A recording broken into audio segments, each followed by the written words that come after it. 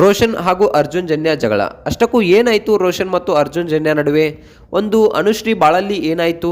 So ತುಂಬ ಅಂದರೆ ತುಂಬ ವೈರಲ್ ಆಗ್ತಾ ಇದೆ ಈ ಒಂದು ವಿಡಿಯೋ. ಸೊ ಅಷ್ಟಕ್ಕೂ ಏನಾಯಿತು ಇವರಿಬ್ಬರ ನಡುವೆ? ಸೊ ಆ ಒಂದು ಕಾಲ್ ರೆಕಾರ್ಡ್ ಇವರ ಜೀವನವನ್ನು ಹಾಳು ಮಾಡ್ತಾ? ಸೊ ಆ ಕಾಲ್ ರೆಕಾರ್ಡ್ ಆದರೂ ಯಾವುದು?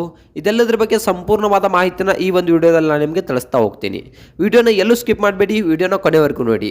ನೀವೇನಾದರೂ ನಮ್ಮ ಚಾನಲ್ಗೆ ಹೊಸಬರಾಗಿದ್ದರೆ, ನೀವೇನು ನಮ್ಮ ಚಾನಲನ್ನು ಸಬ್ಸ್ಕ್ರೈಬ್ ಮಾಡಿಲ್ಲ ಅಂದರೆ ಈ ಕೂಡಲೇ ಸಬ್ಸ್ಕ್ರೈಬ್ ಮಾಡಿ. ಹಾಗೆ ಒಂದು ಪಕ್ಕದಲ್ಲಿರೋ ಬೆಲ್ ಐಕನ್ನ ಪ್ರೆಸ್ ಮಾಡೋದ್ರ ಮೂಲಕ ನಮಗೆ ಸಪೋರ್ಟ್ ಮಾಡಿ. ಹಾಗಿದ್ರೆ ತಡ ಯಾಕೆ ಮಾಡೋದು, ಬನ್ನಿ ಸ್ನೇಹಿತರೆ ವಿಡಿಯೋನ ಸ್ಟಾರ್ಟ್ ಮಾಡೋಣ. ಹೌದು ಸ್ನೇಹಿತರೆ, ಇಲ್ಲಿ ಮೊಟ್ಟ ಮೊದಲನೇದಾಗಿ ಹೇಳಬೇಕಪ್ಪ ಅಂತಂದರೆ ಆಂಕರ್ ಅನುಶ್ರೀ ರೋಷನ್ ಜೋಡಿ ತುಂಬಾ ಒಂದು ಅನ್ಯೋನ್ಯವಾಗಿರ್ತಕ್ಕಂಥ ಜೋಡಿ ಅನ್ನೋದನ್ನು ನಾವು ಇಲ್ಲಿ ಹೇಳ್ಬೋದು. ಒಂದು ಇಬ್ಬರು ಪ್ರೀತಿಸಿ ಬಿಟ್ಟು ಮದುವೆಯನ್ನು ಆದಂಥವ್ರು.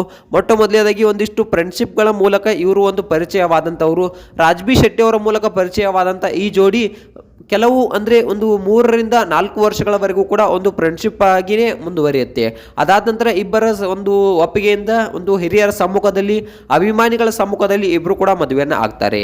ಈಗ ಏನಾಯಿತು ಆಂಕರ್ ಅನುಶ್ರೀ ಅವರಿಗೆ? ಯಾಕೆ ಈ ರೀತಿಯ ಒಂದು ಕಲಹಗಳು ಇವ್ರ ನಡುವೆ ಬಂದು ಅನ್ನೋದನ್ನು ನೋಡಬೇಕಪ್ಪ ಅಂತಂದರೆ, ಆಂಕರ್ ಅನುಶ್ರೀ ಅವರು ತುಂಬ ಅಂದರೆ ತುಂಬ ಒಂದು ಶ್ರಮಜೀವಿ ಅಂತಕ್ಕಂಥದ್ದನ್ನು ನಾವು ಇಲ್ಲಿ ಹೇಳ್ಬೋದು.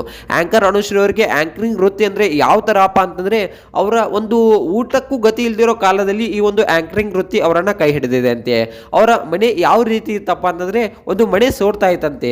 ಸೊ ಒಂದು ಮನೆಯ ಮೇಲೆ ಮಳೆ ಬಂದರೆ ಒಂದು ಆ ಕೆಸರು ಮನೆಯ ಮೇಲಿರ್ತಕ್ಕಂಥ ಕೆಸರು ಮನೆಯೊಳಗೆ ಬೀಳ್ತಾ ಇತ್ತಂತೆ. ಅಂತಹ ಸಮಯದಲ್ಲಿ ಆಂಕರಿಂಗ್ ವೃತ್ತಿ ನನಗೆ ಕೈ ಹಿಡಿದಿದೆ ಅನ್ನೋ ಮಾತನ್ನ ಇಲ್ಲಿ ಆಂಕರ್ ಅನುಶ್ರೀ ಅವರು ಹೇಳ್ತಾರೆ. ಸೊ ಅಂತಹ ವೃತ್ತಿಯನ್ನು ನಾನು ಯಾವತ್ತೂ ಹೀಯಾಳಿಸುವುದಿಲ್ಲ. ಅದಕ್ಕೆ ನಾನು ಯಾರಾದರೂ ಆಂಕರಿಂಗ್ ಅಂತ ಕರೆದ್ರೆ ನಂದೇ ಯಾವುದೇ ಕೆಲಸ ಇರಲಿ ಏನೇ ಇರಲಿ, ಅದಕ್ಕೆ ನಾನು ಆಂಕರಿಂಗ್ಗೆ ಮಹತ್ವವನ್ನು ಕೊಡ್ತೇನೆ. ಯಾಕಪ್ಪ ಅಂತಂದರೆ ನನ್ನ ಜೀವನವನ್ನು ಜೀರೋದಿಂದ ಹಿಡಿದು ಈಗ 5 ಸ್ಟಾರ್ ಹೋಟೆಲ್ವರೆಗೂ ತಂದು ನಿಲ್ಲಿಸಿರೋದು ಈ ಆಂಕರಿಂಗ್ ವೃತ್ತಿ. ಸೊ ಅದಕ್ಕೆ ನನಗೆ ಗೌರವ ಕೂಡ ಇದೆ ಅನ್ನೋ ಮಾತನ್ನ ಇಲ್ಲಿ ಒಂದು ಅನುಶ್ರೀ ಅವರು ಹೇಳ್ತಾರೆ. ಇನ್ನು ನೋಡ್ಬೇಕಪ್ಪ ಅಂತಂದರೆ ಆಂಕರ್ ಅನುಶ್ರೀ ಅವರು ಮುಂದೆ ಹೇಳ್ತಾ ಹೋಗ್ತಾರೆ, ನಾನು ಸ್ವಲ್ಪ ತಪ್ಪು ಮಾಡ್ತಾ ಇದ್ದೀನಿ ಅನ್ನೋತಾ ಕೂಡ ನನಗೆ ಅನಿಸ್ತಾ ಇದೆ. ಯಾಕಪ್ಪ ಅಂತಂದರೆ ನಾನು ಮದುವೆಯಾಗಿ ಒಂದು ಹಲವಾರು ತಿಂಗಳುಗಳು ಆಯಿತು, ಆದರೆ ಸರಿಯಾಗಿ ನನ್ನ ಗಂಡನಿಗಾಗಲಿ ಹಾಗೆ ನಮ್ಮ ಅತ್ತೆ ಮಾವಂದ್ರಿಗಾಗಲಿ ನನಗೆ ಟೈಮ್ ಕೊಡೋಕ್ಕೆ ಆಗ್ತಿಲ್ಲ. ಇಷ್ಟು ದಿನ ನಮ್ಮ ತಂದೆ ತಾಯಿಗೂ ಕೂಡ ನಾನು ಸರಿಯಾಗಿ ಟೈಮ್ ಕೊಟ್ಟಿಲ್ಲ.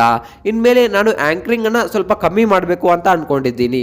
ನನಗೆ ಆದರೆ ಕಮ್ಮಿ ಮಾಡೋಕ್ಕೆ ಆಗ್ತಾ ಇಲ್ಲ. ಯಾಕಪ್ಪ ಅಂತಂದರೆ ನನ್ನ ಜೀವನವೇ ನಡೆಸಿಕೊಟ್ಟಿರೋದು ಇದು, ಅದಕ್ಕೆ ಇದನ್ನು ಕಮ್ಮಿ ಮಾಡೋಕ್ಕೆ ಆಗ್ತಿಲ್ಲ. ಆದರೂ ಕೂಡ ಇನ್ನು ಮುಂದೆ ನಾನು ಆ್ಯಂಕರಿಂಗನ್ನು ಸ್ವಲ್ಪ ಕಮ್ಮಿ ಮಾಡಿಕೊಂಡು ನನ್ನ ತಂದೆ ತಾಯಿಗಾಗಲಿ ನಮ್ಮ ಅತ್ತೆ ಮಾವಂದ್ರಿಗಾಗಲಿ ಹಾಗೆ ನನ್ನ ಗಂಡನಿಗೆ ಸ್ವಲ್ಪ ಟೈಮ್ ಕೊಡೋಕ್ಕೆ ಸ್ಟಾರ್ಟ್ ಮಾಡ್ತೀನಿ ಅನ್ನೋ ಮಾತನ್ನ ಇಲ್ಲಿ ಒಂದು ಆಂಕರ್ ಅನುಶ್ರೀ ಅವರು ಸ್ವತಃ ತಾವೇ ಒಂದು ಮಾಧ್ಯಮದ ಮುಂದೆ ಹೇಳ್ಕೊಂಡಿದ್ದಾರೆ. ಅದಾದ ನಂತರ ನೋಡ್ಬೇಕಪ್ಪ ಅಂತಂದ್ರೆ ಕೆಲವೊಂದಿಷ್ಟು ಊಹಾಪೋಹಗಳು ತುಂಬಾ ಅಂದ್ರೆ ತುಂಬಾನೇ ಹರಡ್ತಾ ಇವೆ.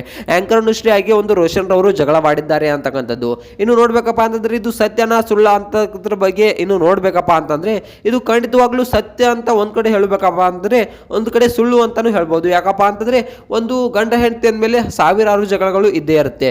ಗಂಡ ಹೆಂಡತಿ ಜಗಳ ಉಂಟು ಮಲಗುವ ತನಕ ಅಂತಕ್ಕಂಥ ಗಾದೆಯನ್ನೇ ನಾವು ಕೇಳಿದ್ದೇವೆ. ತುಂಬಾ ಒಂದು ಜಗಳಗಳನ್ನ ಇಬ್ರು ಕೂಡ ಮಾಡ್ಕೊಳ್ತಾರೆ. ಆದ್ರೆ ಒಂದು ಗಂಡ ಹೆಂಡತಿ ಅಂದಮೇಲೆ ಹಲವಾರು ಜಗಳಗಳು ಇದ್ದೇ ಇರುತ್ತೆ, ಅದನ್ನ ಅವರು ಅಲ್ಲೇ ಬಗೆಹರಿಸಿಕೊಳ್ತಾರೆ. ಆದ್ರೆ ಇತ್ತೀಚೆಗೆ ಸೋಷಿಯಲ್ ಮೀಡಿಯಾಗಳಲ್ಲಿ ಹಲವಾರು ನಾನೊಂದು ಪೋಸ್ಟ್ಗಳನ್ನ ನೋಡಿದ್ದೇನೆ. ಆಂಕರ್ ಅನುಶ್ರೀ ಗಂಡ ರೋಷನ್ ಹಾಗೆ ಒಂದು ಅರ್ಜುನ್ ಜನ್ಯ ಇವರಿಬ್ಬರ ನಡುವೆ ಜಗಳ ಆಗಿದೆ ಅಂತಕ್ಕಂಥ ಸುದ್ದಿಗಳು ಕೇಳಿ ಬರ್ತಾ ಇವೆ. ಹಾಗೆ ಇವರ ನಡುವೆ ಯಾವುದೇ ಈ ರೀತಿಯ ಜಗಳಗಳು ಆಗಿಲ್ಲ. ಇವರ ದಾಂಪತ್ಯ ಜೀವನ ತುಂಬಾ ಅಂದ್ರೆ ತುಂಬಾ ಚೆನ್ನಾಗಿ ನಡೀತಾ ಇದೆ.